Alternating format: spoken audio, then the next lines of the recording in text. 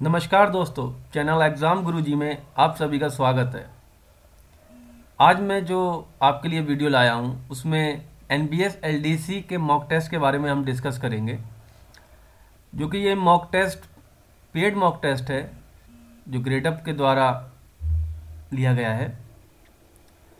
इसमें मैं 10 question English के और 10 क्वेश्चन हिंदी के डिस्कस करूँगा, और जो बाकी के पोर्शन हैं जैसे मैथ्स, रीजनिंग, कंप्यूटर और जीएस, उसके भी क्वेश्चंस को हम डिस्कस करेंगे।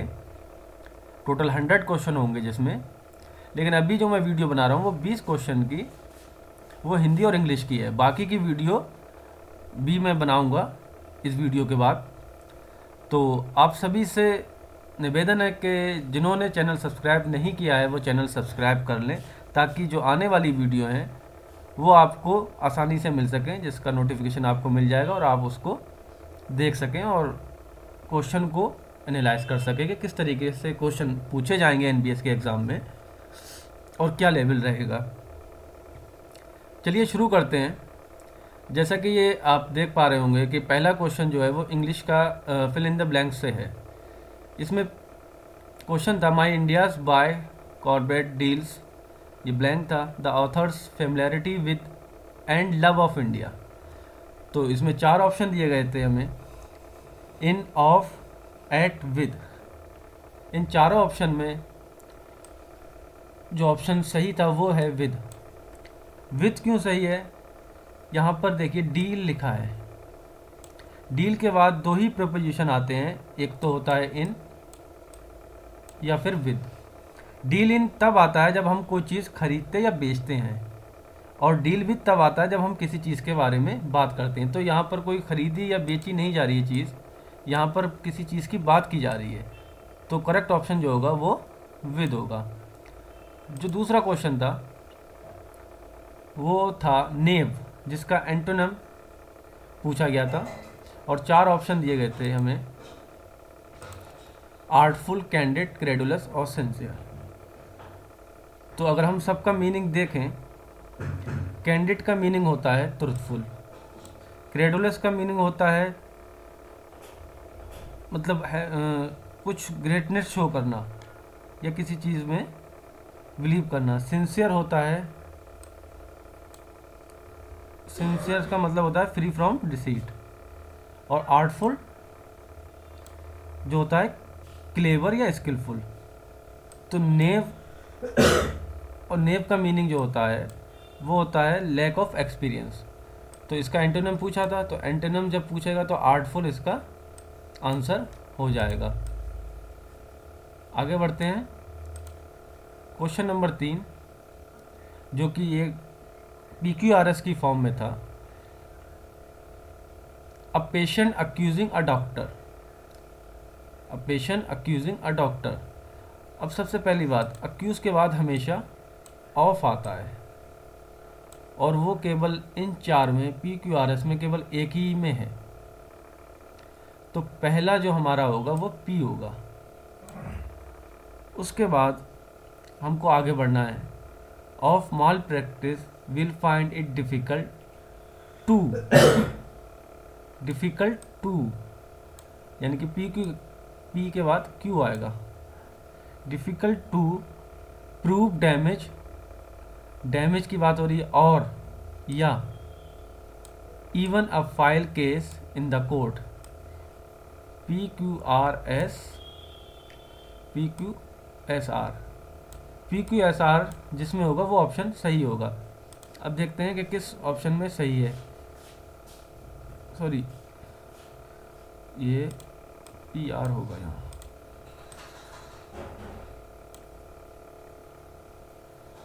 टू इम्प्रूव डैमेज, ठीक, PRSQ।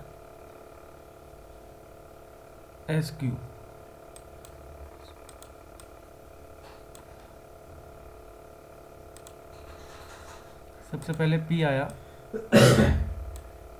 Of malpractice, then difficult to R आया, then difficult to prove damage S आया, even cause in the gate without another document, ये Q, PRSQ जिसमें होगा वो ऑप्शन होगा।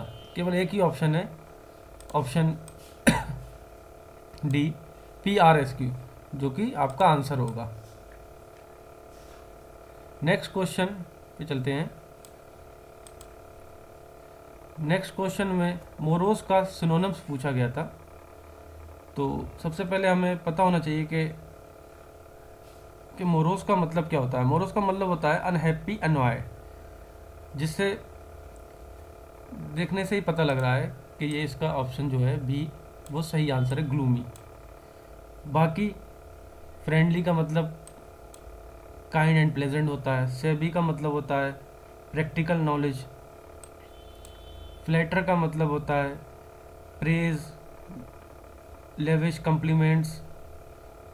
तो केवल एक ही ऑप्शन आपका सही है, जो कि ग्लूमी होगा। आगे बढ़ते हैं क्वेश्चन नंबर 5। क्वेश्चन नंबर 5 में आपसे एक वन वर्ड सब्स्टिट्यूशन पूछा था। समवन विद हिडन आइडेंटिटी, जिसकी हिडन आइडेंटिटी हो, तो इसका सही आंसर जो होगा वो इनकॉग्निटो होगा। ठीक, बाकी जो है वो अलग है। फ्रॉड होता है रॉन्गफुल क्रिमिनल डिसेप्शन। इम्पोस्टर होता है person who pretend to be someone else in order to deceive other. और पेसिडोनिम होता है जो एक ऑथर द्वारा नाम दिया जाता है। तो करेक्ट ऑप्शन जो होगा हमारा इनकॉग्निटो होगा। क्वेश्चन नंबर 6, इसमें एरर पूछी गई थी।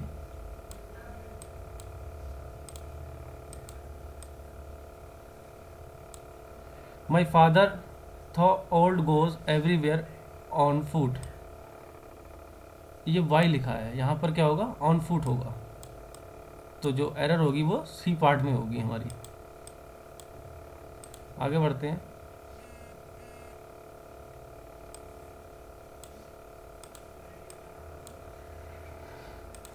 क्वेश्चन नंबर 7, जिसमें हमको चेक करना था कि करेक्ट स्पेलिंग वाला कौन सा है, तो वो हम देख लेंगे। करेक्ट स्पेलिंग वाला जो है वो बी वाला ऑप्शन है, इस फाइगनोमीटर। ठीक, क्वेश्चन नंबर 8 पे चलते हैं, जो कि उनको एरर, कॉमन एरर था। नीदर यू नॉर ही के बाद हमेशा सिंगुलर फॉर्म यूज होती है। यहाँ पर क्या होगा, इज यूज होगा, यानी कि ये वाला ऑप्शन। आगे बढ़ते हैं। क्वेश्चन नंबर 9, जो कि एक्टिव पैसिव से था, क्वेश्चन नंबर 9। और इसमें क्या था, people once believe that the sun was a god. लोगों की एक धारणा थी पहले एक बार कि सन जो है, सूर्य जो है वो भगवान था। तो वंस बिलीव्ड ये क्या है, पास्ट फॉर्म है। पास्ट फॉर्म है मतलब सिंपल पास्ट में ये सेंटेंस है। ये डेट से पहले का सेंटेंस सिंपल इंडेफिनिट में, सॉरी पास्ट इंडेफिनिट में है ये। और पास्ट इंडेफिनिट में जब हम पैसिव बनाते हैं तो हेल्पिंग वर्ब हमेशा हम वॉज यूज़ करते हैं। तो सबसे पहले हम क्या देखेंगे कि वॉज वाला कौन सा है। इसमें इज़ है, ये होगा नहीं। इसमें हैज़ है, इसमें ये भी नहीं होगा। इसमें इज़ है, ये भी नहीं होगा। केवल एक ही ऑप्शन है जिसमें वॉज है, वो है D option, it was once believed that the sun was god. और जो इस टाइप के बिलीव वाले जो सेंटेंस हैं और कुछ और वर्ब हैं, उसके जो हम पैसे बनाते हैं तो वो डैट पोर्शन के बाद जैसा सेंटेंस होता है वैसा का वैसा सेंटेंस बाद में आ जाता है। एक्टिव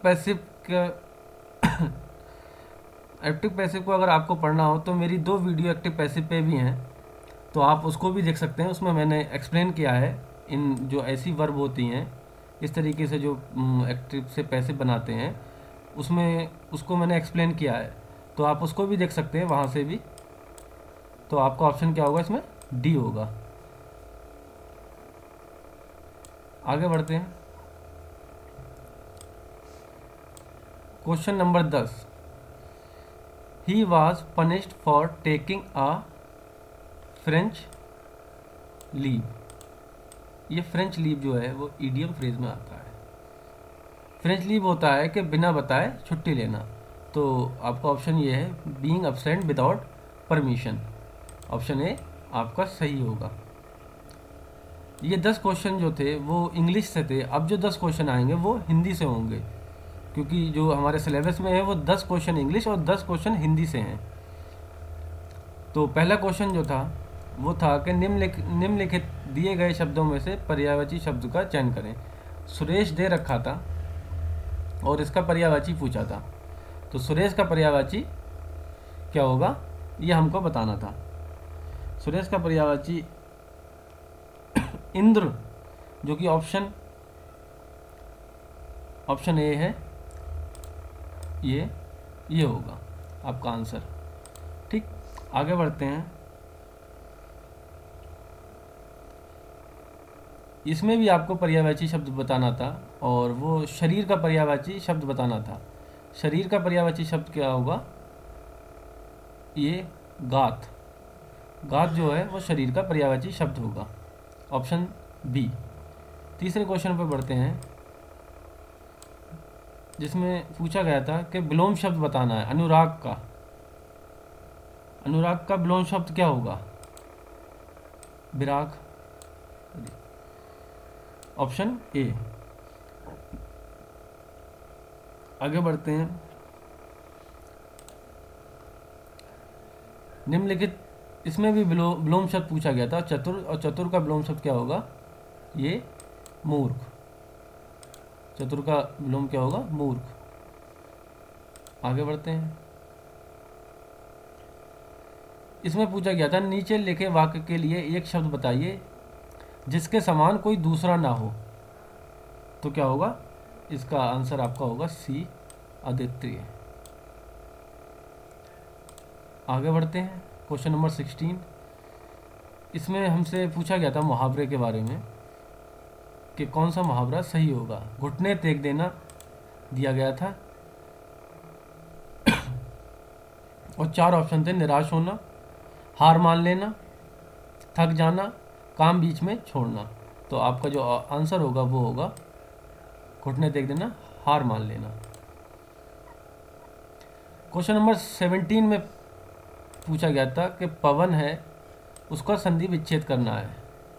संधि विच्छेद हम जब करेंगे पवन का, तो पो प्लस अन, पौन, जो साउंड आती है वो पो की आती है। तो आपका आंसर जो होगा ऑप्शन सी होगा। क्वेश्चन नंबर 18, जिसमें पूछा गया था कि चौराहा शब्द है, उसमें कौन सा समास है। तो चौराहा शब्द में समास अगर हम देखें तो ये दीर्घु समास है। दीर्घु समास का उदाहरण है और यही आपका 18 का आंसर होगा, दीर्घु। क्वेश्चन नंबर 19, जो कि एरर पे था, चोर पुलिस को देख 2-9-11 हो गया। तो ये जो 2-9-11 है ये क्या है? ये मुहावरा है। और मुहावरा क्या है? असल में मुहावरा है 9-2-11। तो ये 9 जो है वो 2 से पहले आएगा। तो आपका जो आंसर होगा वो ऑप्शन सी में होगा कि ऑप्शन सी में एरर है, जो कि 9-2-11 होना चाहिए। ठीक। क्वेश्चन नंबर 20, वो भी एरर पे था।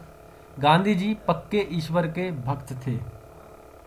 गांधी जी पक्के ईश्वर के भक्त थे।